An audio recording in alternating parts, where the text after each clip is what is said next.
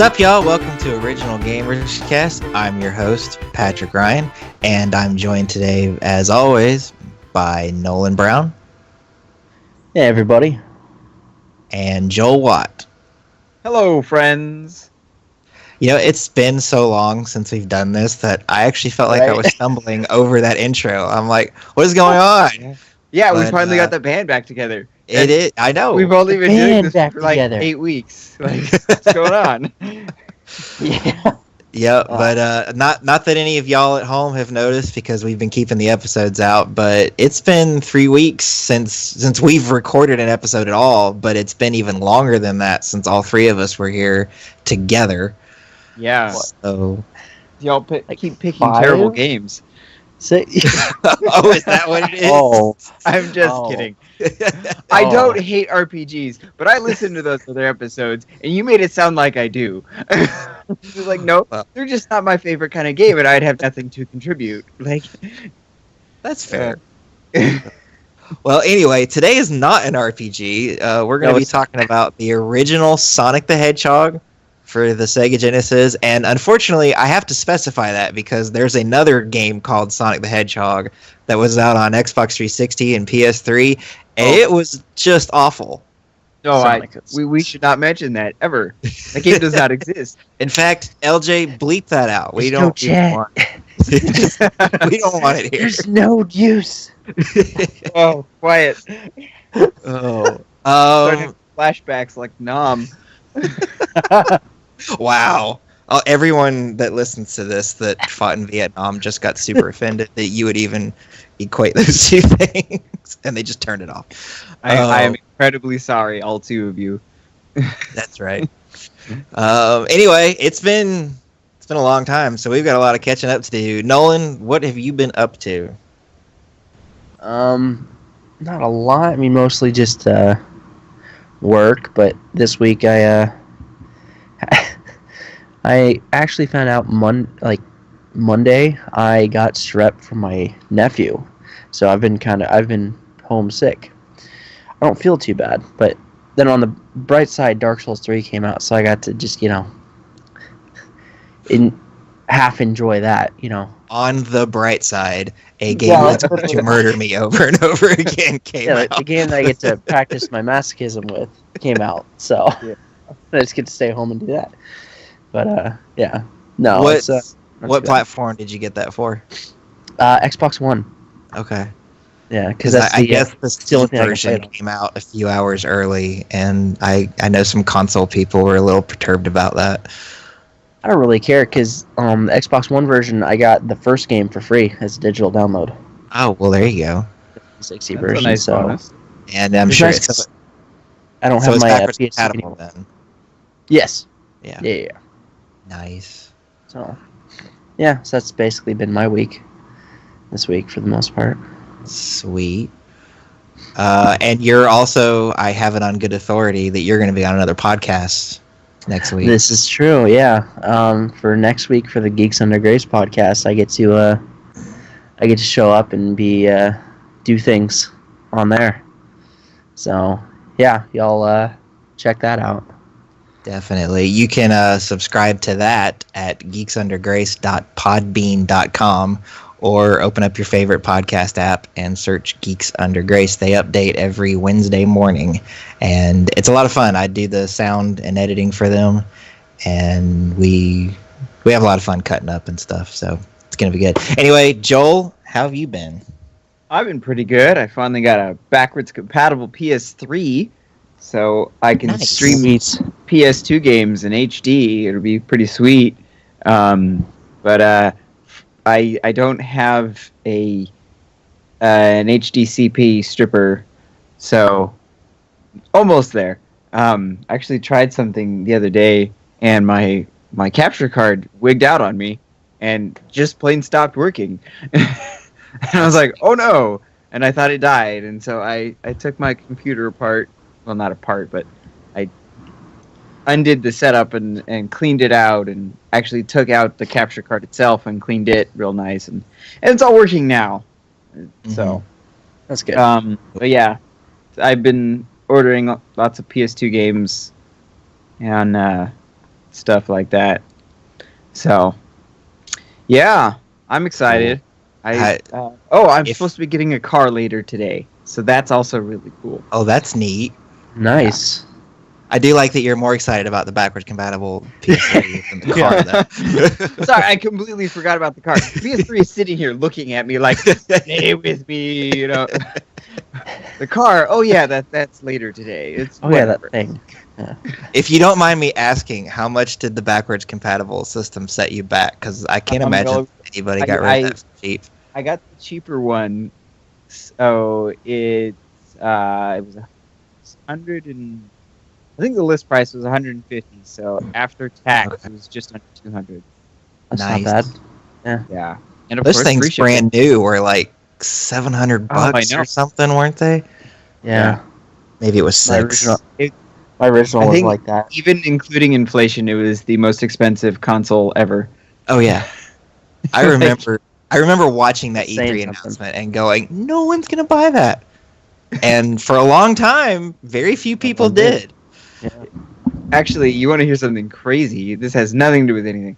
When I worked at Best Buy, there was a guy who was at a Best Buy in San Diego for the release day of the PS3. Mm-hmm. And there were so many people there wanting to get in. They were pressing on the doors, and the manager tried to tell them to, back up, otherwise they wouldn't let them in. And somebody got mad, and they started banging on the doors, so they shut the security gate. They just dropped it real quick, and then they just heard glass breaking. Like the people got so mad they broke the windows on the doors. What in the world? Wow. Yeah, and so it shut the store down for the whole day. Nobody got a PS3 that day. No joke. Yeah, and it's like it's just a game console, guys. Like I love video games. Well, come on. Yeah, no kidding. It's like a soccer match in places where they watch soccer. They just start beating each other up. Yeah, for no reason. Crazy. Anyway, we're talking about old video games here, right? So, but your PS3s play old video games. Some of them do. Yes, it does. Yes, it does. So actually, that's what I played the Jak and Daxter on. Of course, it was the HD version, but it was worth it. Right. So anyway, I've been doing a lot these last 3 weeks. I really felt like God was calling me to go into ministry full time, and I had been trying to do some little things on the side while I was working my full-time job, and it's just nothing was working. And there was like a good month and a half stretch where every time I went to church, the sermon, and it wasn't even like the same church. I would bounce around and visit other churches where friends were going, and the sermon was always about the same thing. If you're going to commit yourself to ministry, just commit yourself fully to ministry. Don't let your attention be divided between that and something else. And I just kept looking at my wife like, I think God is trying to tell me I need to quit my job, which of course is a scary notion when you kind of need both of your incomes to survive. Now, my wife does very well at her job, so until the ministry that I'm doing starts bringing in money, we're going to be okay, at least for a while. But so I took the plunge. I told God, I was like, look, if this is what you want me to do, I'm going to do it. So I quit my job, and now I'm doing this ministry. I don't want to talk specifically about what the ministry is about here on the podcast because it's a family-friendly podcast, and the particular thing that my ministry is about is not necessarily something that a lot of people might want their kids hearing about. So if you do want to know more about it, you can go to patrickallenryan.com and find that out. From there, you can also find, I just started this yesterday, and it's something I've been wanting to do for a while, but I subscribe to the Humble monthly bundle, and I won't get too deep into what that is. You can find that out on my website, but I've decided to start reviewing the games I get from Humble Bundle. Surprisingly, I couldn't find any evidence on YouTube or anywhere on the internet where someone is doing this specifically. I mean, obviously the games that are in the Humble Bundle get reviewed by places, but not because they're in the Humble Bundle. And so I thought, well, this will be, then I can tell people whether or not the Humble Bundle is worth getting. And even though I'm doing that for fun, I do kind of hope that maybe that will help supplement my income maybe down the road through advertising and stuff like that. So, yay, I'm hoping to become an internet personality. Yay, video games. Hey, I thank you, YouTube, and everything else about the internet that makes this possible. Anyway, I feel like we've rambled on enough about that, so which is probably okay because the game we're talking about is not a terribly long game. But we're talking about Sonic the Hedgehog for the Sega Genesis, and it was developed by Sonic Team, which is a fairly good name for a team that develops Sonic games. Well, I know they named themselves after the character. Right. I know they make other things. It's not just kind of like how Game Freak does other things than Pokemon. Right. Pokemon, we don't know what any of them are. Yeah. I know Game Freak started out as a magazine, but yeah. Oh, that's interesting. I did not know what that. does Sonic Team do? Because I honestly don't know. I've never looked it up. I want to say there's that puzzle game Puyo. I don't know if I'm pronouncing it right. Maybe that's that. I think they developed that, and a few other things. But certainly, most everything they do has something to do with Sonic the Hedgehog, even if it's not like a traditional Sonic game. For instance, Dr. Robotnik's Mean Bean Machine is a puzzle game, but obviously it's based on Sonic the Hedgehog. So, anyway, the publisher is Sega, as it was on the Genesis, and for the longest time, Sonic was sort of their Super Mario. In fact, Sonic the Hedgehog.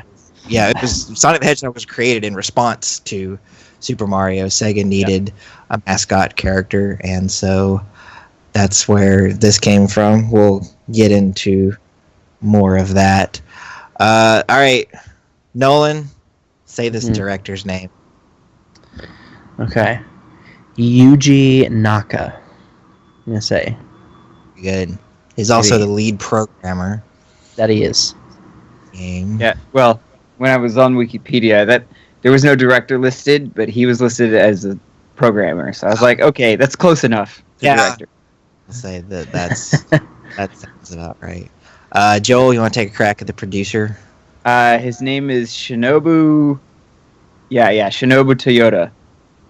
Right, but with a D, not a T, like the car company. Yeah, I'm pretty sure it's the same word in Japanese, though, just different spelling. Oh, okay. I wonder if they're related somehow. I don't know. You got Who knows? Car makers and game makers all in the same family. Japanese companies tend to make a lot more than just one thing, like Mitsubishi does. That's very true. Cars and electronics, like. So. Yeah, as I was growing up, seeing like Yamaha makes like jet ski like things and keyboards and motorcycles. Yeah, and it's like, what? Y'all need to make up your mind. Whereas here in America, if one company wanted to make a whole bunch of different things, they would make other companies within their company to, I guess, avoid that. I don't know. Yeah, you can't buy Ford sound mixers. Like, that doesn't exist. Right. You know? That sounds really but you funny, can buy Yamaha sound mixers. So, as a matter of fact, Yamaha started out in music. If you look at their logo, it's 3 tuning forks. Yep. Yeah. So, like, why they branched off into motorcycles and personal watercraft, I have no idea.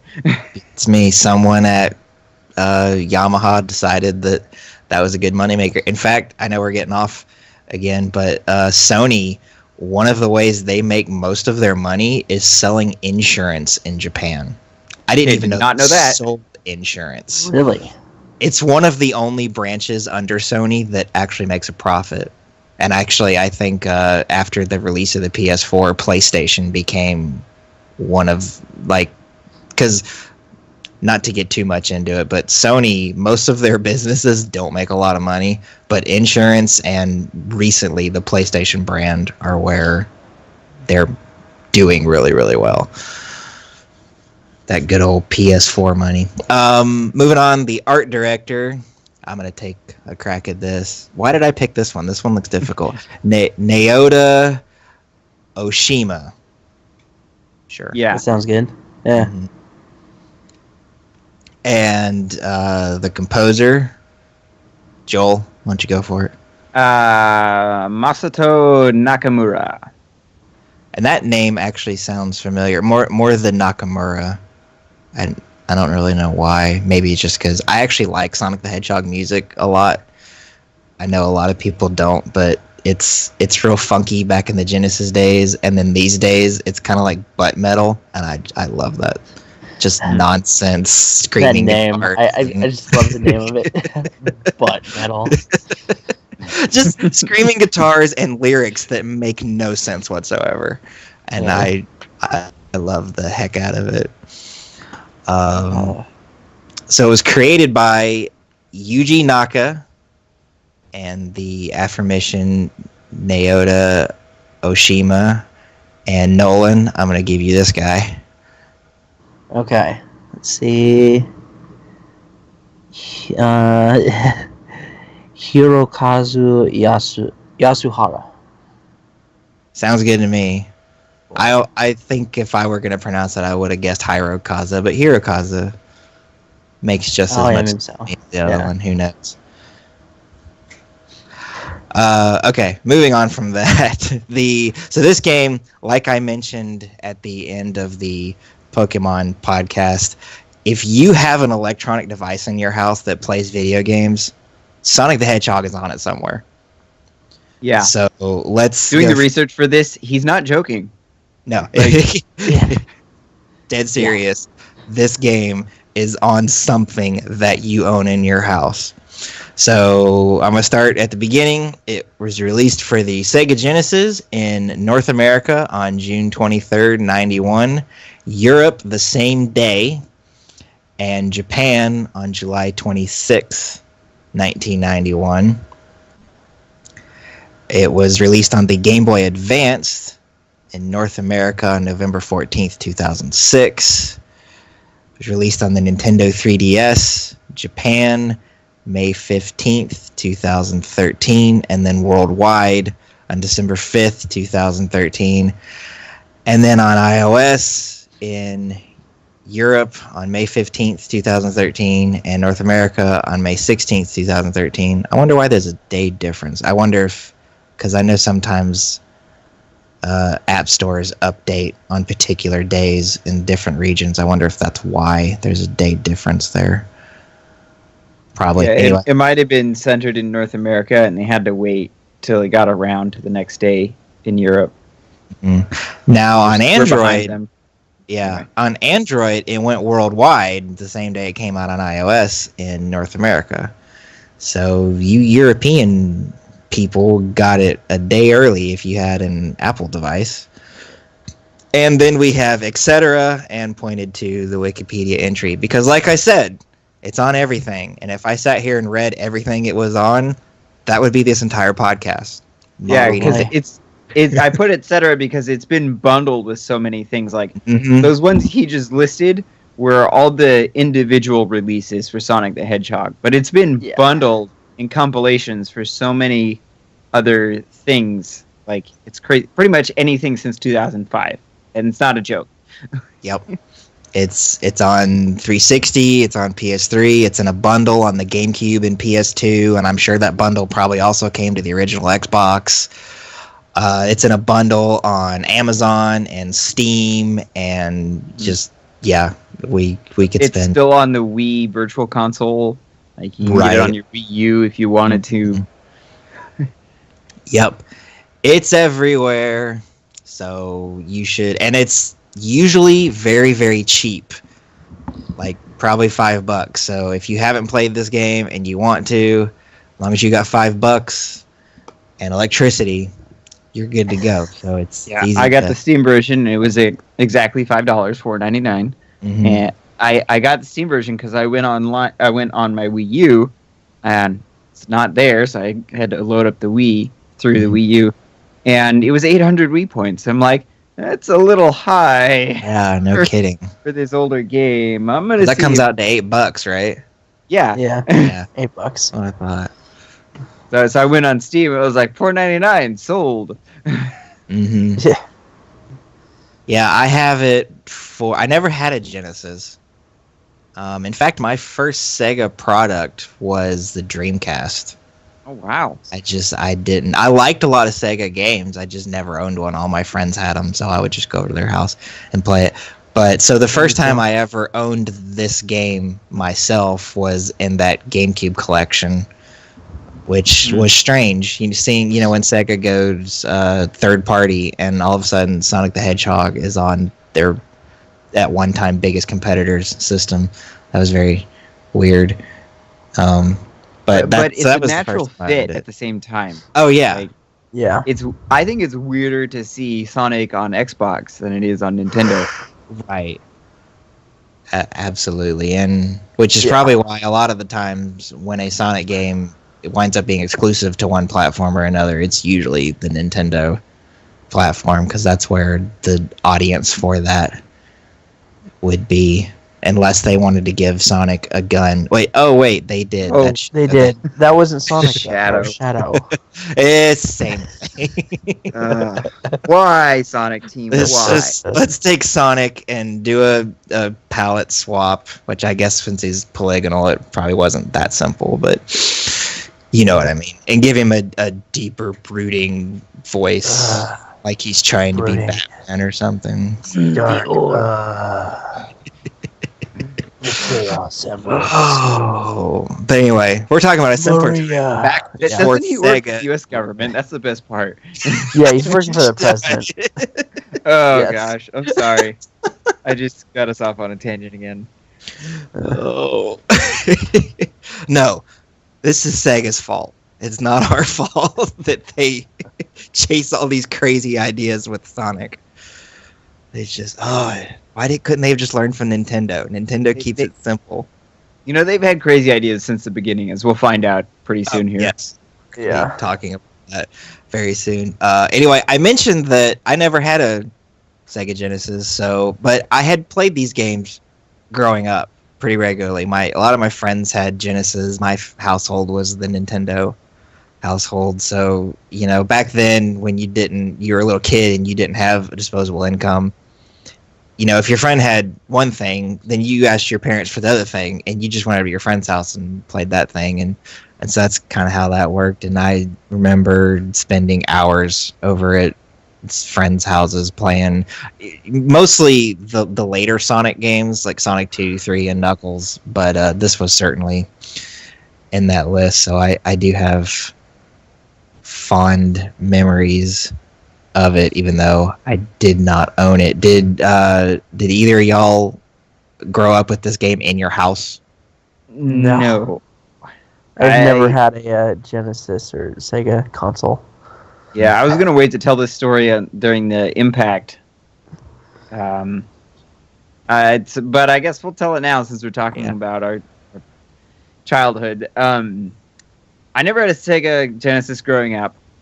You can tell I'm older because I just call it a Sega. Like the name Genesis does not stick with me. Like there was a Nintendo and there was a Sega. Like that's how it was back in the day. Yeah. Anyway, I didn't know it was an NES till I was like 10. Yeah. But yeah, we didn't really have a Genesis growing up. What happened was, again, we could only afford one console. But when I was probably about 11, I was out on the driveway with one of my older brothers and my stepbrother, and we were like playing with our action figures or whatever.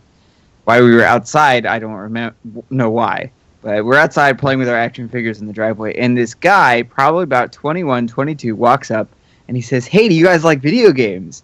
And we're like, "Yeah, of course." And so he's all like, "Well, I have a Genesis and a bunch of games if you want it. I'm moving out, so you can have it." And we're like, "Heck yeah!" Like, what 11-year-old wouldn't pass that up, right? For Free real. games. Exactly. So he comes back a few minutes later with a box full of stuff. Like, there's the console, there's 2 controllers, there's about 30 games, and a game genie. Like, there's everything. Dang, dude. Just like, this is awesome. And like, we Yeah. didn't know how to tell our parents, so we hid it at first.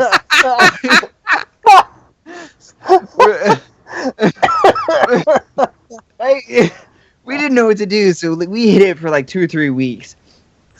And so like, we'd pull it out like early Saturday morning, and we'd play Sonic or whatever, and then we put it back. And then finally, we decided to tell our parents, and they were not happy. And you know, obviously they couldn't find this guy because he moved away. Mhm. And you know, looking back, it was totally shady. This guy shows up out of nowhere with a bunch of stuff. Yeah. Yeah. So there's a reason why, as soon as we told them, they took it to the Goodwill and donated it. Aw. Yeah, so I kind of had a Genesis for a little while growing up, but Yeah. not for long. And I was always kind of upset. But, you know, as I got an adult, became an adult and thought about it, I was like, okay, they were just trying to cover themselves. Like, if the police showed up one day. Right. Yeah. Anyway, so, That's I have played hilarious. yeah. But it wasn't for long. I remember going to not friends' houses, because the one friend I had growing up, who was into video games, he didn't have a Genesis either. But like, we knew people, like extended, like friend of the family kind of people who had Genesis, and I never really played a lot of Sonic, but Mhm. it was there. I always kind of wanted a Genesis, couldn't afford one. Felt embarrassed after they took it away. Yeah. Yeah. Yeah, I could just imagine what I would think if my kid came up to me and was like, "Hey, this strange guy on the street who's moving away just handed me a box full of video games." Like, oh, really? Let's see if any of the serial numbers have been scratched off these puppies. Yeah. Wow, that's the highlight of my week now, is hearing that story. That's awesome. Yeah. Oh, I know yeah. I've teased that story a couple times. I Mhm. was like, oh, I need to tell my Genesis story. Yeah. Alright, so there it is. It's weird. The cultural impact of the Genesis on Joel Yeah. White. Well, since we are talking First, about folks. since we are talking about impact on our lives and on the culture, we'll just stay in there and move the segments around a little bit. Because of Sonic, during the 1991 Christmas season, the Genesis outsold the SNES by a 2-to-1 ratio, which, now being in the future, thinking about Nintendo not being dominant back then is, I mean, like, obviously it happened, but it's a weird thought. Yeah. But And- still, it happened. Like, Right. there was one time where Genesis Sega does. was on top. Mhm. Yeah. And unfortunately, it would never happen again. Nope. Right. And what else is very interesting about that is, back then the market was still trying to figure these video games out. A lot of stores were leery about it because of the crash that happened with Atari and just all those units that these stores had sitting around that they couldn't sell of these Atari systems. And so when Nintendo came in, I mean, they did a lot of things that you would look back on now, business practices, and go, that's shady. That's not right. Now, Nintendo, I mean, partly they were doing it because they're a company, they want to make money. And so most companies, no matter how much we look up to them, will do just about anything to make sure they're on top. But back then, because of how leery stores were about video games, Nintendo was also doing a lot of the things they were doing just to make sure that the market could stay healthy. And one of those things was by telling stores, like, hey, if you're going to sell our product, you're going to sell our product and not anybody else's. And so there was a time when Sega couldn't even get retailers like Walmart to carry their products because they were afraid Nintendo would pull their stuff off of the shelf. So the fact that Sega even got the store exposure at all to be successful in the first place is kind of amazing. But to outsell the SNES by 2-to-1 ratio, that's a feat. They had quite the viral marketing campaign. I mean, I remember even as a young child, I was 7 years old in 1991. Like, I can remember going, I want a Sega. Like, it was crazy. They were everywhere on TV, at least on the shows that I was watching. And right. They flooded the market with commercials, and that's something that Nintendo has just never really done. I can think of, let's see, I remember the Super Mario Brothers 3 commercial. Of all the people, and they, like, the camera would zoom out and the whole planet looked like Mario's face. Yep. And then I can remember things like the very original Super Smash Brothers commercial with the people in the costumes beating each other up. Love that one. And you and me. That was hilarious. It was. But as far as other advertising with Nintendo goes, most of it happened via their magazine, Nintendo Power. You didn't see a whole lot of them on television, but Sega took the opposite approach. It's like, let's just bombard TV and even radio in certain markets with these advertisements, especially of Sonic is this really hip, cool, fast animal with attitude, and Mario is an overweight plumber from Brooklyn. Why would you want to We like the spaghetti, you know? Right. And they really took advantage of that, and obviously it worked. And it fed right into that 90s, everything has to be hip, and like, you spell extreme without the E on the front of it, and the X is really big and made out of lightning bolts and and it's fire. Right. Breaking into the background and And I read in Console War, before Sega convinced Walmart to start selling their stuff, because Walmart's based in Arkansas, Sega of America bought or rented storefront property right down the road from Walmart headquarters, and this property was imagine an arcade, but instead of having arcade machines, it had Sega Genesis and TVs and controllers all over the place, and people could just walk in and play Sonic the Hedgehog. The book didn't mention whether or not you had to pay. I would imagine there was maybe that a sounds small like a gaming parlor, right. You would pay a cover fee or hourly charge to play. Right. Yeah. They took out billboards all over the place and were just hammering Walmart headquarters with, look, we're here, we're not going anywhere, and we're not going to go anywhere until you agree to sell our console. And it worked. Yeah.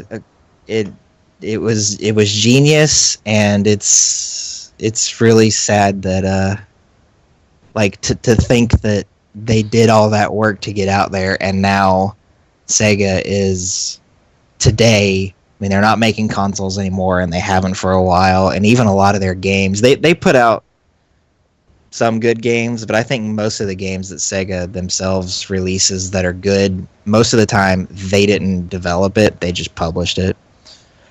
Because unfortunately, the internal, at least in my opinion, the internal development teams at Sega, I feel like they're still trying to capture what they had back in the 90s, and it's just not working. Yeah. They lost that lightning in a bottle. Right. Yeah. But Sonic, darn it, Nolan. You and your planes. I'm blaming you like it's your fault. Anyway, I don't hear it anymore, so I'm going to go on. Sonic the Hedgehog made way for a lot of these. I said the phrase animal with attitude earlier, and a lot of platformers that's what it was. It was these animal mascots that had these kind of I don't know, you might even consider them to be a little bit rude. But yeah, Bubsy the Bobcat, Arrow the Acrobat, James Pond, which was a frog, Earthworm Jim. Fantastic. Yeah, I love love Earthworm Jim. Earthworm Jim is fantastic. The launching cows. Yes. And when you would beat a level and you could push buttons on the controller and the Say, cow would go, well groovy. done. Oh, it was so good. The Zero, the Kamikaze Scroll. I haven't heard of that one. Yeah, I need to look that up. That sounds crazy. It sure does. Awesome Possum, of course. I was gonna say Awesome Possum. Because hey, look, recycle. It's good for everything. Right. I forget what exactly, but yeah. Ty the Tasmanian Tiger, which that one I've heard of. I've heard of Gex. Heard of that one. The Gecko. Gex was good. I like Gex. Yeah, I remember playing Gex 64. That was a fun game. Yeah. I haven't heard of Punky Skunk. I feel like that should be Punky Skunky. But apparently that got LJ is agreeing that down. Gex is amazing. Yeah, Gex is amazing. And then, of course, we talked about on the Jack and Daxter episode that was Crash Bandicoot, which was made by Naughty Dog. Mm-hmm. So, yeah, Sonic... Without Sonic, a lot of these games wouldn't happen. In fact, a lot of the... Like, Bubsy is basically a Sonic game, but with a bobcat instead of a hedgehog, because he ran really fast. And it's got a gliding mechanic, but it's very similar. Momentum-based platforming and puzzles, and yeah. I think I had that for Super Nintendo. Mm-hmm. I remember playing it at the very least. Anyway, the game, the Sonic the Hedgehog, was so successful that Sega has, like we said, has put this game in particular on just about everything, but it's spawned sequels, and there's a comic book series done by Archie Comics that I think they're still making today. Really? I want to say yeah. Like it's been continuously going since the 90s. Right. Like it's the same storyline. Like it's crazy.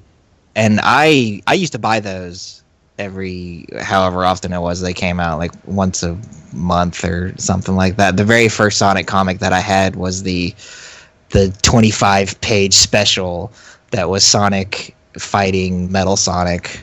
So it was loosely based on Sonic CD. And I bought a lot of them for many years. There was a Knuckles spinoff and a very short Tails mini-series. So Tails is the fox, the two-tailed fox that shows up in Sonic the Hedgehog 2, and Knuckles... Miles per hour. Yes. Miles per hour. Miles per hour. Yeah. It's so funny. I remember reading in Console War when that name got brought up to the people in Japan. They were just like, what? Okay. Yeah, they didn't get it. Humor does not translate. No, especially not word humor. Yeah. But yeah, and then Knuckles is an echidna that debuted in Sonic the Hedgehog 3, and he could stick to walls and glide, and all of these games focus on fighting Dr. Robotnik, who, so his full name, and I'm going to have to scroll up to get that because it's up here. It's Dr. I know this. Okay, go ahead. Oh, it's Dr. Ivo Eggman Robotnik. Eggman should be in quotes. That's not his real name! Right. As far as I'm concerned, it's not his real name. No, it's not. But apparently in Japan, that's what he primarily went by, was Eggman, and it was Robotnik over here. And it's kind of like how we know Bowser from Mario Brothers as Bowser, but in Japan, that most people King call Koopa. him King Koopa. That's right, yeah. So there's regional differences. And if you played, have either of y'all played Sonic Generations? A little bit. It's really good. I like it, but in it, the Sonic world from the Genesis days and the Sonic world from today in 3D kind of collide with each other, and so there's two Sonics and there's two Robotniks. But in it, the games recognize that the old Robotnik is called Dr. Robotnik, and the new Robotnik, even here in the States, Sega has started calling him Eggman. So so the new Robotnik in Sonic Generations calls himself Eggman, and I thought that was really neat that they acknowledged that little discrepancy there. But Sonic has been around on all of Sega's consoles from the Genesis all the way up until Sega's very last console, which was the Dreamcast, and that was the system that... Here's something crazy. Sonic got a port to the Master System, which is the predecessor to the Genesis. There's an 8-bit version of Sonic the Hedgehog. I did not know that. Yeah. Wow. And it's the same as the Game Gear version, because a Game Gear is just a Master System turned into a handheld. Right. Yeah. You can actually buy an add-on for your Game Gear to play Master System games on your Game Gear. So yeah, like that's weird that a game from the next console generation got a port to the previous one. Right. You wouldn't see Super Mario World on the NES. Like somebody tried to make a ROM hack of this. It's terrible. Mm-hmm. Yeah. But like it's not an official Nintendo thing. No, there is an official 8-bit Sonic the Hedgehog. That's weird. Yeah. That's pretty funny. So I guess technically Sonic is even on their very first console. Yeah. Even though he didn't start there. Now, there's not a mainline Sonic game on the Saturn. I know he's in games on the Saturn. There's Sonic R, which is Joel's favorite Sonic game ever. Just kidding. Shut up. And then I want to say there might have been a port of Sonic 3D Blast for the Saturn, but there's not like a core traditional Sonic the Hedgehog game on that system, which I think that would to me would be as crazy as if Nintendo just was like, we're not putting Mario on the N64. Like, what? That would be weird. So no. Yeah. I refuse. And then if they did that, we wouldn't have Mario 64. Which, yeah. And that would be very sad. It would be very sad. Just Googling Sonic on Saturn, there was supposed to be a Sonic game, but it got canceled. Yep. And I remember there was even a demo that you could, like, I would go into Toys R Us and play this thing, and it just never came about into a retail anything. Wow. The original PT, Sonic for the Saturn. That's right. Oh, look at them low polygon counts. Wow. Ooh, yeah, it's pretty nasty looking actually, and a large part of that is the Saturn is, I mean, it can do 3D, but it wasn't designed to do 3D. Much in the same way that like if you tried, I've heard that making a 2D game on the N64 would have just not worked because the N64 just wasn't built to do that. And likewise, the Saturn, even though it was kind of out in that 3D when the PlayStation was coming out, and then not long after that, the N64 came out, the Sega just didn't think that 3D was going to be that important. So they didn't manufacture the Saturn to do that. Even though they sure did try to make it do it on a few occasions, and it looks so bad. But including game software and downloads, the franchise as a whole has sold 335 million units as of April 2015. Sonic the Hedgehog alone has sold over 150 million copies as of May 2014. That's a lot of Sonic the Hedgehogs out there. Yep. Yeah, it is. Like, dang. Yep. And if you aggregate scores over multiple sources, Sonic the Hedgehog has a generously positive review average of 89%. And actually, that surprises me, because even though I like this game, as far as 2D Sonics goes, it's not that great. The later ones are certainly much, much better. Yeah, I think a lot of people were using nostalgia glasses, but some of them weren't. Like IGN gave it an 8 out of 10, and there was someone else who gave it like a 7.5 out of 10. And I was like, wow, these are lower scores. Like for a game that holds a lot of nostalgia for people. I was surprised. Right. And well, actually, it doesn't hold a whole lot of nostalgia for me, and I actually got angry and rage quit twice. So I don't think it's as great as a lot of people make it out to be. Yeah. Nope. I will not defend this one. Now, there's a lot of people that like to hate on Sonic 3 and Sonic and Knuckles, and those two games, I'd be like, no, these games are really good, and you just need to hush. But the first one, if you don't like it, I get it. It's not fantastic. According to howlongtobeat.com, if you just play the game, and by that I mean like you skip the Chaos Emeralds, which have been in pretty much every Sonic the Hedgehog since the first one, it should take you about an hour and a half to do it. If you go for the Chaos Emeralds, this says you're adding another half hour. That sounds like really long. Yeah, that sounds long, considering that those bonus levels, like if you're spending 30 minutes in 6 of those bonus levels, something tells me you're not doing it right. But that could be the case, because those bonus levels are not easy. They're hard. They're easily the hardest part of that game.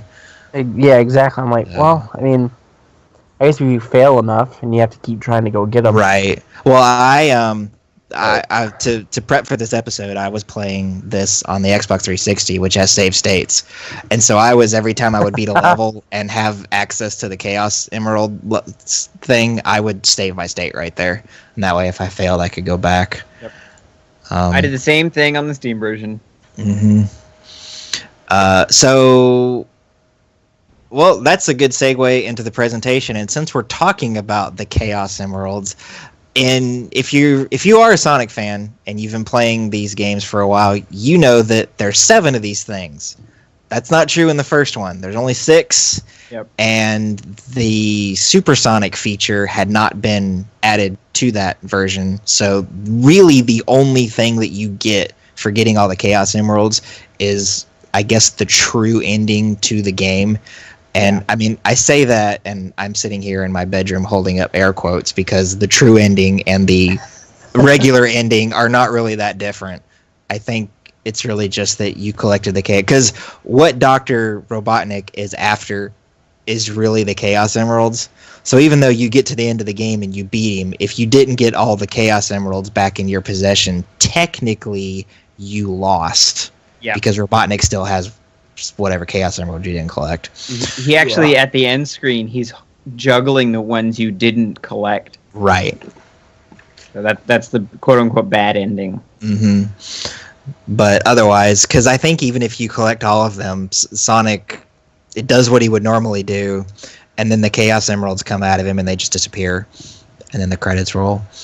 So, but that was a very long time ago, back when game sizes were very small and there was only so much you could do with like alternate endings and things like that. Yeah. But then in Sonic the Hedgehog 2, they added Supersonic and an extra Chaos Emerald, and Supersonic is basically if Sonic was a Saiyan from Dragon Ball Z.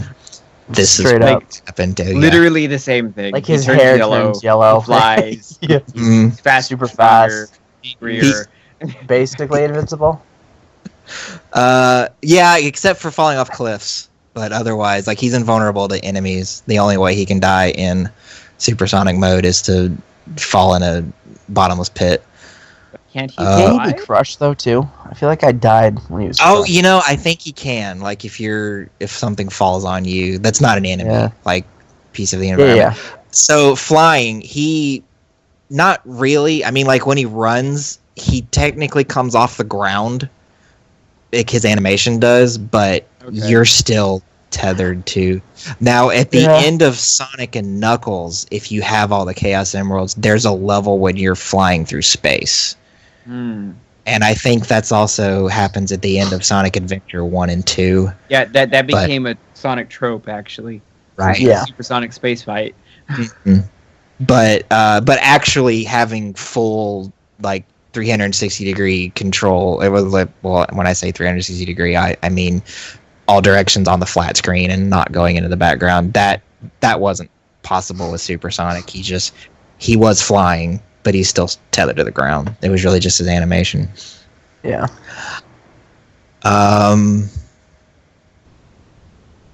Anyway, so yeah, we're talking about presentation. So Sonic is a blue hedgehog, and a little piece of trivia about that: anyone who's played any of these games knows that Sonic can't swim, and there's that dreaded drowning sound that'll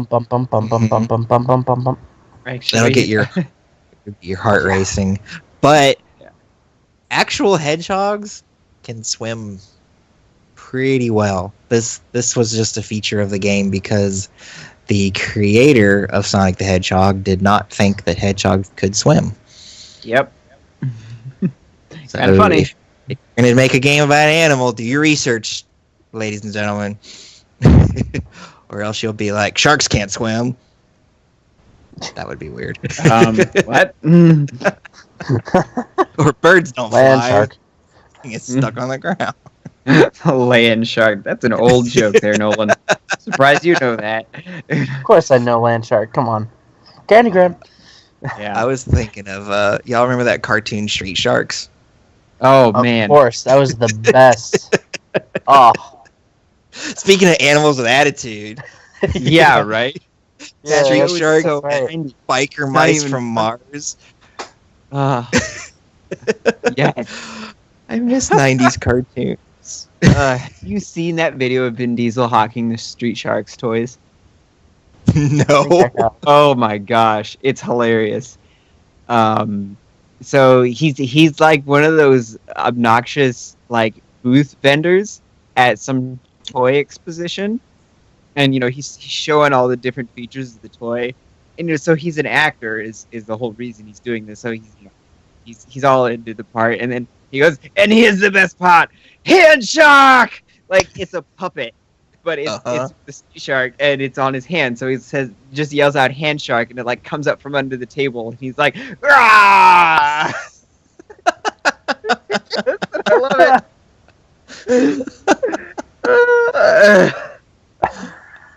Hand shark. Yeah, but he's got that accent in his voice, and it's just like, yeah, this guy can do this thing, and this guy can do that, and here's the best part, hand shark. Who is it? Vin Diesel. Vin Diesel. Oh my gosh. That's hilarious. And Fast and Furious, and Mhm. Flex and all that. Like he's selling toys. Is he in a disguise or something? No, it's him. It's before he got famous. Oh, okay. Okay. Because Yeah. I was like, Like, how does people just know who he was. Yeah. No, people didn't know who he was. He's got hair. Like it's funny. Okay, What? that's weird. Yeah. I refuse. You remember in the 90s there was like I guess it was kind of like a wide mohawk where you'd shave the sides of your head and you had it longer on top. Yeah. Uh-huh. Yeah, Oh, it's like got that going on. Wow. Well, I need to find this video. Yes, I do. Oh That's gosh. fantastic. It was trending on Facebook a while ago and I saw it and I laughed. Oh man. I must Sorry, have we're missed getting it. way off. No, that's Yeah, fine. Vin Diesel likes video games, so Yes, I'm gonna say that this And is D&D, apparently. yes. Apparently, he's Oh, huge he's into super into D&D. Yeah. D&D. Yeah. Anyway, so the game is a side-scrolling platformer.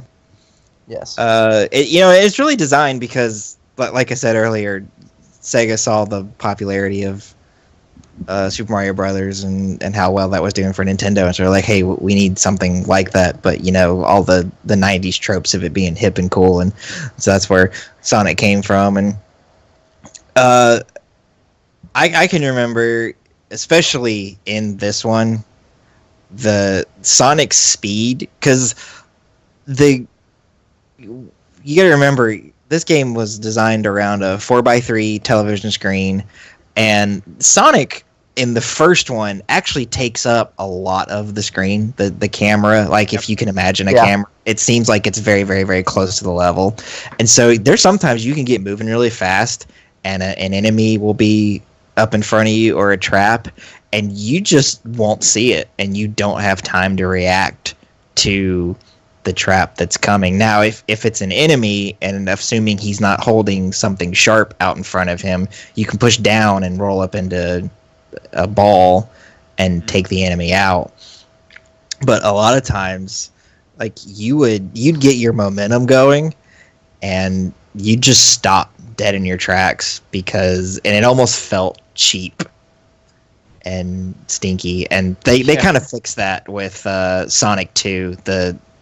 You can see more of the level in front of you. It's still kind of a problem, and I guess that's just a problem that it was going to have, and there's not a whole lot you can do about it because you can't see in front of Sonic very far, and he's moving quick. Yeah, he's running around at the speed of sound, right? That's right. And that what they called it blast processing in all of their marketing. Oh my gosh, yes. Material. Blast processing. And blast processing is not a thing. It's just no, it's not. It's just marketing speak that they came up with. And yeah, unlike on if you ever heard someone marketing Nintendo, the Super Nintendo, and they talked about Mode 7, well, that was actually a thing. Yeah, that was blast a thing. processing is just a word that sounds really cool. And it worked, because it's quick, and so I think that's just a kind of a byproduct of this being the first time that Sega had made one of these games, and still kind of trying to figure out how to handle it. I mentioned him turning into a ball, so that was something that you've been able to do in every Sonic game.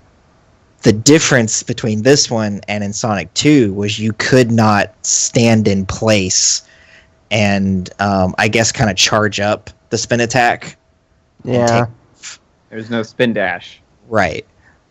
That is a bummer. The lore behind that is Tails actually came up with the spin dash. Yeah, that's right, That's why huh? it's not in Sonic 1. Yeah. Okay. I didn't know they had like a weird in-game reason for it. Pretty neat. Yeah, I think somewhere in development, like after they got feedback from the fans, they're like, why can't he just take off at supersonic speed? And so they added that in, and they're like, well, now that he's got a sidekick, let's write a reason why he didn't do that in the first game. Nothing's really changed. Right. And that it really meant, because the game was momentum based, if you got to a hill and you didn't make it all the way up that hill, a lot of times you had to go back down the hill and build up your speed, or you were never going to make it up that thing, especially when you got to the loop-de-loops. Yeah. That were in it, you were just not going to make it over that if you didn't build up your momentum. And so adding the spin attack in Sonic 2, or the spin dash, I should say, fix that. Now, LJ, our sound guy, was playing this on mobile. I don't remember if he's on Android or iOS, but sure it's the same version. And he said that they added the Android. He says they added the spin dash to that version of Sonic 1. Yep. And I would be curious to know if that improved the game, or if it even broke it. Because certainly going and adding other things that weren't originally designed around, like the levels weren't designed around it. I can't imagine it broke it, at least not too badly. Because I can think of. I think it would just make it a little bit easier. Right. Yeah, pretty much. Mm-hmm. Because I know one of the things Sonic levels are known for is having multiple pathways, and the higher up in the level you are, the more advanced pathway you're taking. Yeah. So and there are times where if you don't have enough momentum, you're not going to make it into the upper path. So having the spin dash helps you get there, because it wasn't designed with the spin dash in mind. Right. And so you can kind of cheese your way through the levels a little more. Yeah, LJ did just say that it seems to make the game a little bit I think he said too easy, even. Yeah. But feels like Sonic too. Right. So, moving on. So we've got here that Sonic was originally teal colored. I actually did not know that. Then a light shade of blue, but he was changed to dark blue so he would stand out against certain backgrounds and to match the Sega logo. And that seems, the first part of that, the color was changed to stand out against the background. That seems to be a pretty common theme with some of these older games. Y'all were talking about that in the Spyro episode. Yeah. Hi, he was green and he blended in with the grass. Mm-hmm. Yeah. And if you look at the first Super Mario Brothers game, like there's a lot of red in that game. Mm-hmm. And Mario is obviously known as being red. And if you look at his sprite in that, he's like red and brown. Like yes. And it stands out well against the blue sky, but like it blends in with all the bricks and ground and everything. Yeah. Nowadays he's red and blue. Mm-hmm. And if he would have been blue back then, it probably would have been difficult for you to see. Yeah, because the NES doesn't have colors. Right. And Mario's mustache, it pretty much exists to accentuate his face. Yeah. Yeah, so they didn't have to make a mouth for him. Mm-hmm. I guess that was part of it. Right. I don't imagine that. It's a stereotypical Italian thing anyway. Also, yep. Well, yeah, that too, of course, obviously. Mm-hmm. Keeping with the cool, hip attitude of the 90s, his shoes were colored red through inspiration of Michael Jackson's boots on the album cover for Bad. Mm-hmm. And there's also a mention and the outfit of Santa Claus. That seems like two very weird things to cram together. Multiple sources confirm this. It's Michael Jackson and Santa Claus. Huh. Wow. I read one, it said because Onamura, whoever it's Onimusha. Boy, I'm messing that up. Try his name again. Ashima. There we go. Yeah. That guy. He felt that Santa Claus was the most famous character in the world. Yeah. Yeah. And that was the reason. Okay. Sure. That's very interesting. So everyone knows that Sonic's got spikes on his back, and it's supposed to make him look sleeker. I always just thought it was supposed to make him look like he was moving faster, because I don't know about in the original Sonic, but I know in Sonic 2 and Sonic 3, as he gets going, the spikes kind of wave a little bit. Oh, I didn't notice. Right, I didn't notice that in the first one, and I don't think they do. I think it's pretty static on him. And I did know this. He was originally named Mr. Needle Mouse, which is a really dumb name. And I'm so glad that someone was like, no, this is stupid. We're going to call him Sonic. But in Console War, they talked a lot about the different designs and stuff that he's had, and I think if you do a Google image search, you can find a lot of this concept art out there, because Sega has been pretty open with giving people access to that, and I know that he had vampire fangs at one time, and he had a human girlfriend named Madonna, which they've tried this human girlfriend thing more recently, and it's just in a game which shall not be named. Yes, and it's creepy and weird and gross. And Sega of America very wisely was like, no, none of this is going to work. You're not doing this. Yeah. It's just... If only they had more sense back in 2006. Yeah, oh, well. No kidding. Now, Sega of America did also worry that not enough people would know what a hedgehog was. And they're not native to North America. Right. Sure. In fact, I'm pretty sure the only reason that I know what a hedgehog is because of Sonic. Exactly. Otherwise, this would be an animal that I had never heard of. What the heck is a bandicoot? Yep. So they proposed a bunch of changes, and they wound up compromising with Sonic Team in Japan and just made very simple design changes. And that's how we have the Sonic the Hedgehog that we have today. And we mentioned earlier that Robotnik has a different name in Japan. He's called Dr. Eggman. And that's also mostly because Sega of America was just like, that's a dumb name. And so, but he's egg-shaped.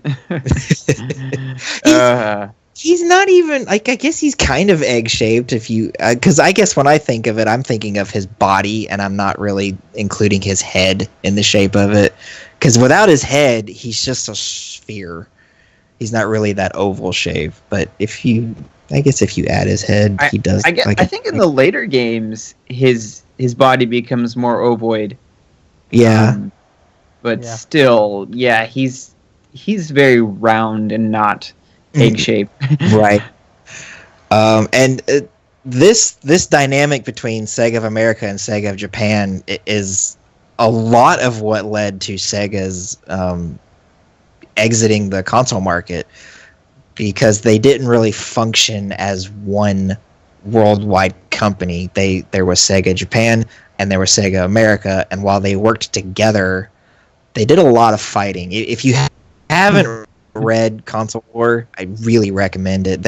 A lot of the people who used to work for Sega were very, very open with the guy who wrote it, and allowing him to have a lot of really deep access to Sega's history. I actually listened to an Audible version on audible.com, and the guy who read it, he really put himself into it. He didn't just read it. It was almost like a production of him doing it, and I highly recommend it. And if you don't have an Audible account, you can sign up for one, and I think they give you a free book.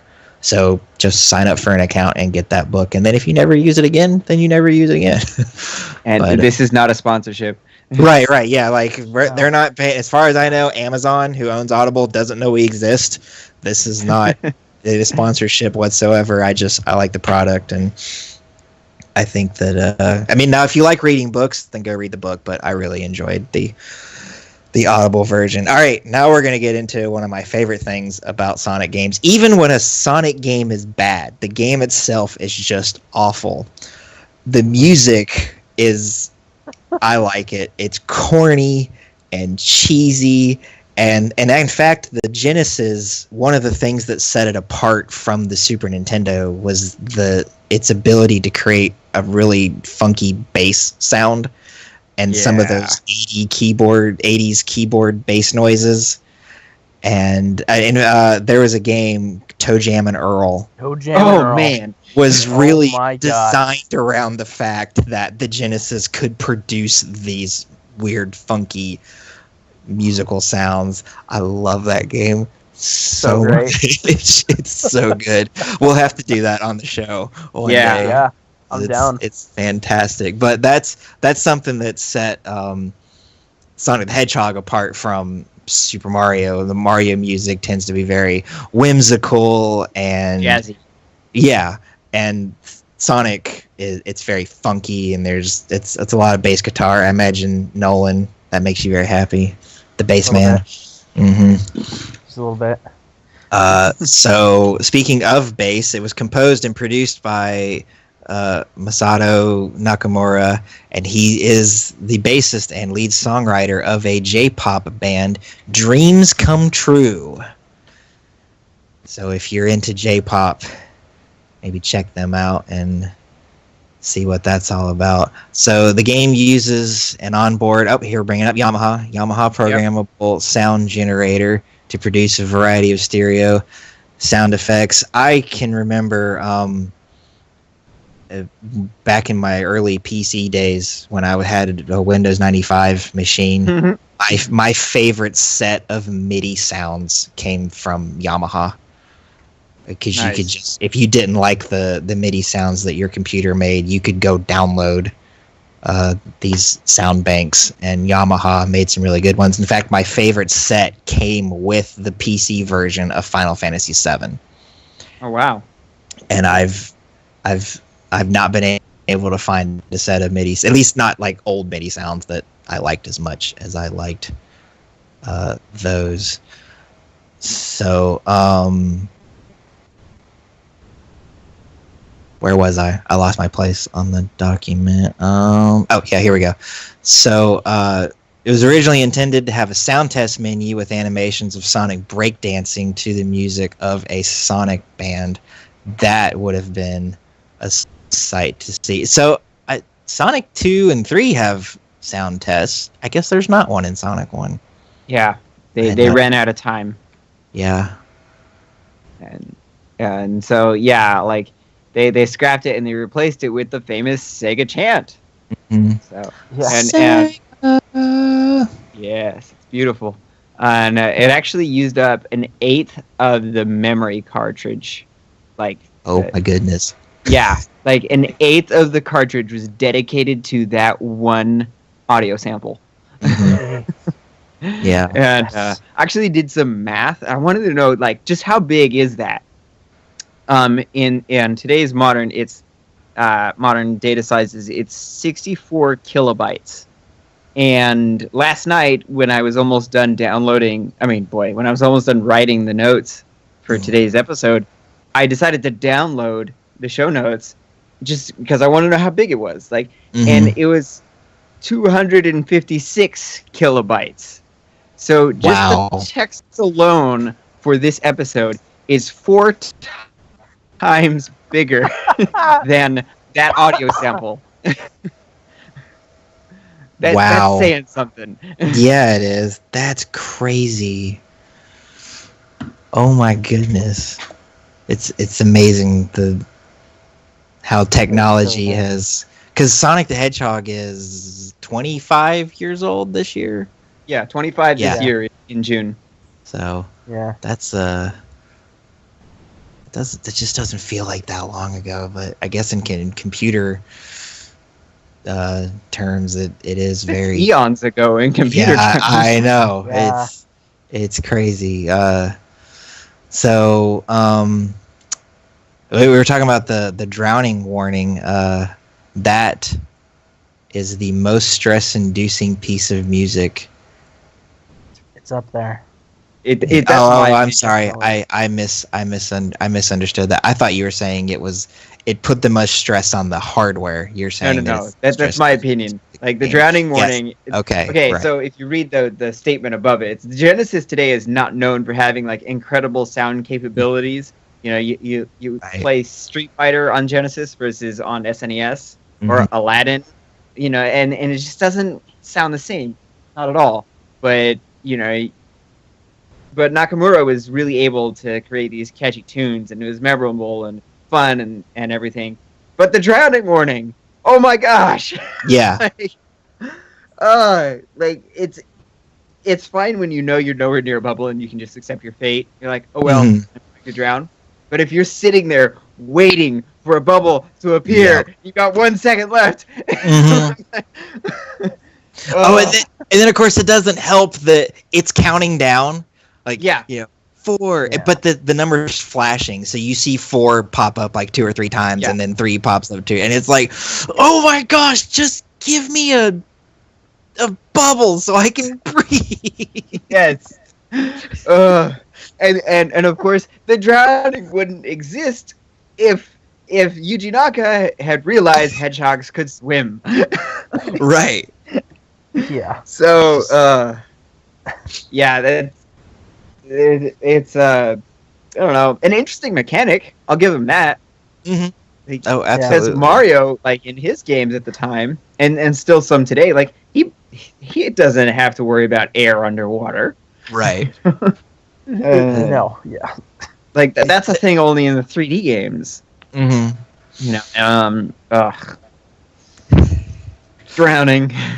Yep. Oh. I suppose it's better than Bubsy the Bobcat, where water is a one-hit KO no matter what. I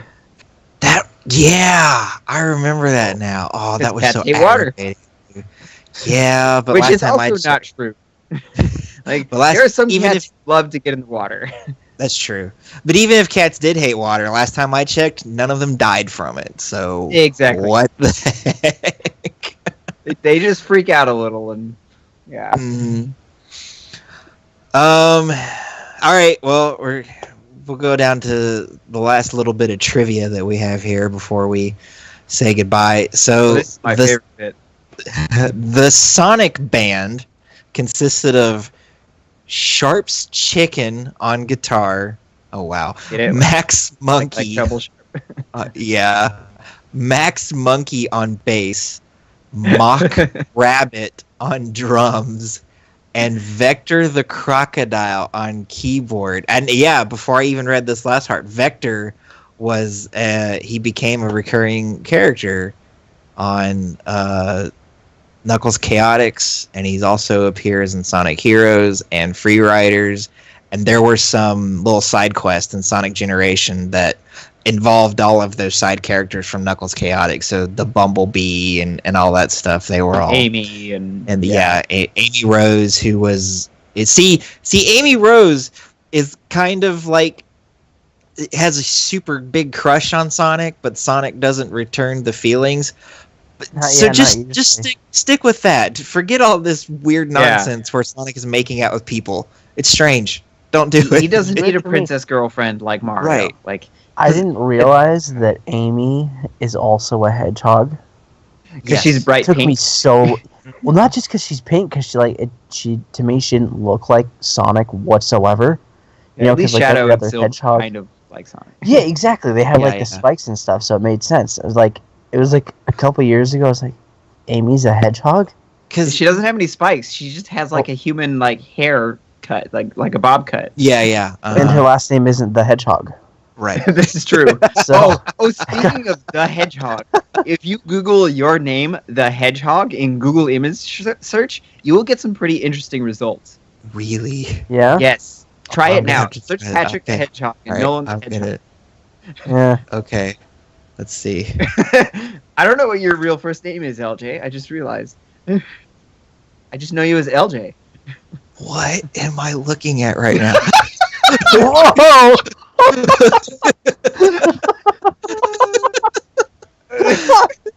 Oh my goodness! I haven't sent her a live poster. That is amazing.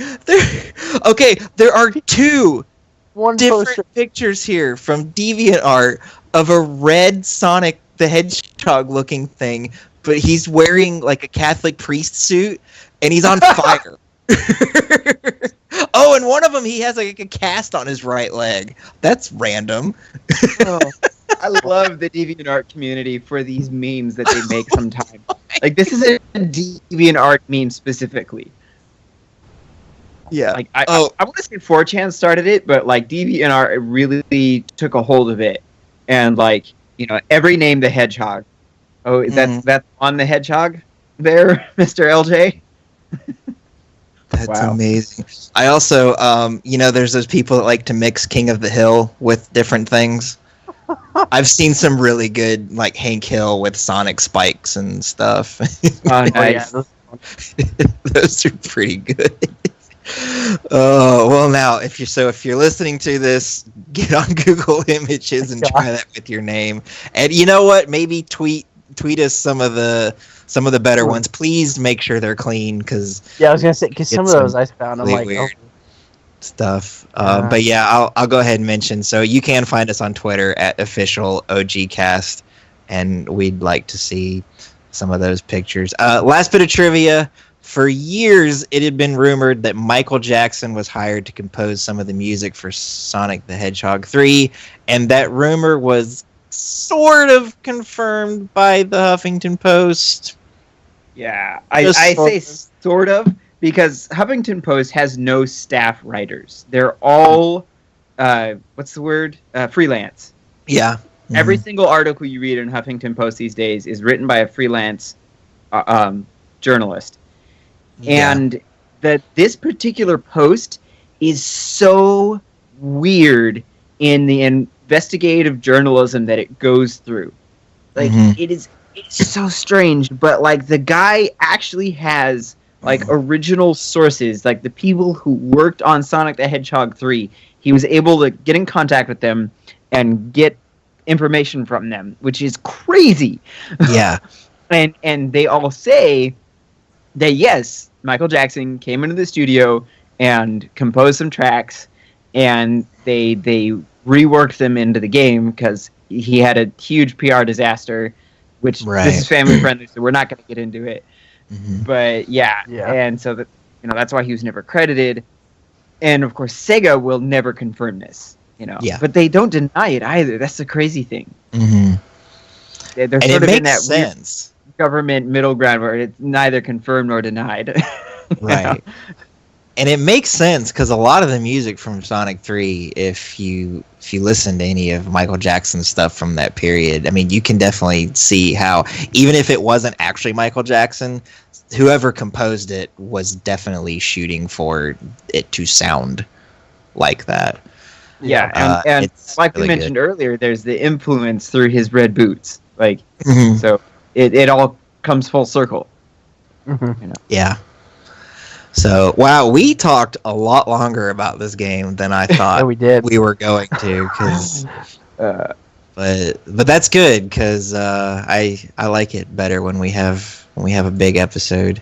I would rather have a long episode that LJ has to cut down if it becomes necessary than have a ridiculously short episode because you can't add to something. Anyway, so in our rotation, the next game that we're going to play, Joel got to pick it, so why don't you tell us a little bit about that? Well, Star Fox Zero is coming out next week, and so I thought it would be very appropriate if we talked about Star Fox 64, which is obviously the best game in that franchise. Yes. Hands down. We'll see how Star Fox Zero holds up. Mm-hmm. Yeah. I've heard just early stuff on Star Fox Zero. Apparently, Giant Bomb is not real crazy about it, but the Nintendo Voice Chat podcast on IGN, all of them seem to at least think that it's good, even if they don't think it's amazing. And I also that the Japanese magazine Famitsu has had some pretty decent things to say about it, even though it's not out yet. So of course these are all advanced copies that people are playing. But and I know that Gerard the Completionist, he was actually able to sit down with Miyamoto himself. Like this kind of a small-time YouTuber sat down with the man who created the game and talked with him. And Gerard really, really liked the Star Fox Zero. So and I respect Gerard's opinion a lot. So definitely. I really, really hope that this is a good game. I do too. Because I love the Star Fox. Well, I say it's weird to say I love the Star Fox franchise when so far I really only like 2 of the games in it. And that's the original on the Super Nintendo and Star Fox 64. I didn't really care for any of the rest of them that I played. Yeah. Oh, to be fair, I have not played Dinosaur Planet, and people keep telling me I need to. It's decent. It is. I'm glad you called it Dinosaur Planet because it's not a Star Fox game. Yeah. if you get it out of your mind that it's a Star Fox game. It's a Zelda game. Yeah. It's a Zelda game by Rare. It's a good game. So one of these days I will play that. Who knows? Maybe the NX will have some GameCube like digital releases, and I'll be able to pick it up for that. Well, it's made by Rare, so you have to get the original copy. Oh, yeah, that's was it really? True. Yeah, it was because the game was originally going to just be something called Dinosaur Planet until Miyamoto was like, "Hey, the lead character looks like Fox. Let's shoehorn that into it." It was literally, "Hey, there's a fox in this game. We have a fox. Let's put our fox in your game." Yeah, that's how it went down. Miyamoto's a genius, but even geniuses every now and then are like, "What? Okay, we'll put your game about space fighting animals into this prehistoric planet thing that we're working on. Why not?" Oh, anyway, so that's gonna do it. Be playing Star Fox 64 this week, and like I said, we're actually now caught up to our recording, so we're gonna be able to start playing a lot of these games with you guys. And speaking of playing games with you, we're launching a Twitch channel. It's already created. You can go ahead and go follow it. It's twitch.tv/original gamers podcast. we don't have a schedule or anything like that. Maybe we'll sit down and figure that out and get something normal going on so that it's not just whenever we feel like popping in. And of course, different people who are involved in this have different equipment. So like Star Fox 64, I couldn't play on the Twitch channel because I have no way yet to get an N64 up there. But I know that Joel, you have most of that stuff and can do things like that. So we'll be figuring that out and getting it going there. I'll go ahead and finish plugging the original Gamers podcast stuff. So like I said before, you can find us on Twitter at official OG cast. I know we have an Instagram, and I did not write that down here. Maybe LJ can tell me what it is. But in addition to all that, we're starting to look for different ways that we can expand our presence on the internet. So just be looking for that kind of stuff. Anyway, let's go ahead and plug ourselves. Where can we find you, Nolan? You can find me on Twitter is at Baseman214. That's with 2 S's. I always have to specify that because, there's that other guy. On Twitch, Icy White Falcon. Eventually, I will figure out what's going on with my stuff because I don't know. Every time I tried, I've tried to stream a couple times and it's just no game audio. Which, for some stuff that doesn't matter, but when I'm playing, like Zelda all the time and all that amazing music, I kind of have to have that on there because otherwise it bums me out. Right. On YouTube is also Baseman214, and by the time this comes out, probably I will have the first new episode of Dark Souls, the first episode, hopefully. Sweet. So you can see me probably get upset. You're probably gonna get. I'm gonna get upset. Just straight up, I'm gonna hide it as best I can, but I'm gonna be very upset. Yeah. So. Yeah. I was digging through backwards compatible games on my Xbox One, and I guess Dark Souls 1 must have been a Games for Gold game a while back because it was in my list. And so I went, I've never played one of these games. Maybe I should check it out. So I haven't yet, but I'm sure I will. Yeah. I would love you to play that. Tell me to stream that. We'll see. I'll try it out sometime. Joel, where can we find you? You can find me almost anywhere on the internet that you can find me under Obi-Wan Kenobi, because I love Star Wars. So there'd be Twitch, Twitter, Instagram, YouTube. I have a second YouTube channel. It's Obi-Wan Kenobi _LP. It's where I do Let's Plays. Well, I haven't updated that in over a year, but I try and stream every once in a while on my Twitch channel. I'm also a regular streamer on Geeks Under Grace Twitch. So twitch.tv/Geeks Under Grace. Every Saturday there, I try and play a Star Wars game. So Star Wars Saturdays, 5 to 7 p.m. Pacific. We stream every day of the week, actually, usually around that time. So if you want to check out the Geeks Under Grace Twitch channel, that'd be great. Come see me on Saturdays. Just search Obi-Wan Kenobi and you'll find me. But if I don't know you, I won't accept your Facebook request. So sorry. Right. I'm the same way with Facebook. I get people from the Geeks Under Grace community, and now if I know who they are, I'm getting to where I'll be like, yeah, okay, I might be okay with this. But there's sometimes I get friend requests from people in that community, and I'm like, I honestly have no idea who you are or where you came from. So I'm the same way. If you send me a friend request and I don't accept it, please don't be offended.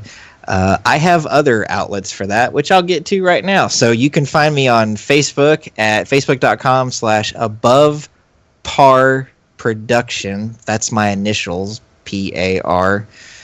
Haha, I made a punny Oh, I joke. get it now. Yeah. It took me a little while. I thought I'm like, you were what making does some that mean? weird golf pun. I was like, why? No, I mean it's golf. it's kind of a golf pun, but that's not why I did it. And actually, I Okay. think in golf Clever. you have to be below par, or it's a You want to because be below. being above par is bad, right? Oh, you're Yeah. right. But then again, I mean, yeah. I'm Yeah, usually but- above par, so there's that. Yeah. So, and that used if you were following me already there, it used to be facebook.com/PatrickHCP, but I'm kind of going through with the launch of my ministry and other things. I'm trying to rebrand some things. So Having if you're an already identity following me, I guess so. Yeah. If you're already following me, you don't have to do anything. It should have updated everything for you. But if you're not, that's where you find me now. I'm on Twitter at Patrick Proper. I have a Twitch channel that I haven't used in forever, but I'm going to try and start doing that a little bit more often. So I'm at twitch.com/hugecowpatty. And if you go to... Oh, yeah. You're right. Wow. Twitch.tv/hugecowpatty. If you go to that other one, I don't know what you'll find. So do that at your own risk. And then my website's patrickallenryan.com. I've started blogging basically every day on that. And from there, you can find links to my YouTube channels. And I do that because my YouTube channels haven't become popular enough yet for me to have my own domain. So I would have to read to you youtube.com/ and then a whole bunch of gibberish. And I'm not going to do that. So go to my website and you can find my YouTube channels from there. I think that's going to do it. We're going to... You heard at the beginning of the episode the intro to Sonic the Hedgehog, which is a classic that you probably know because I'm pretty sure it's basically that music at the beginning of every Sonic game. Almost every Sonic game. We're going to leave you with my favorite piece of music from this game. It's from the Starlight Zone, and it's really nice and soothing, and I enjoy it.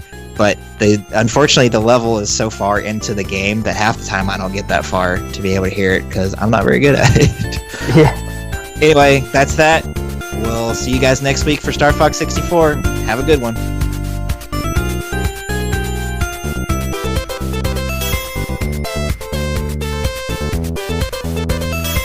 Bye, everybody. Everybody. Be good, humans. I was like, what did they buy you one? I was like, wait, yeah. Bye, everybody.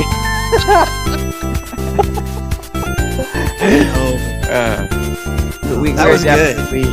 I was waiting for Joel. I guess you were waiting for me. Yeah, we are definitely introverted geeks.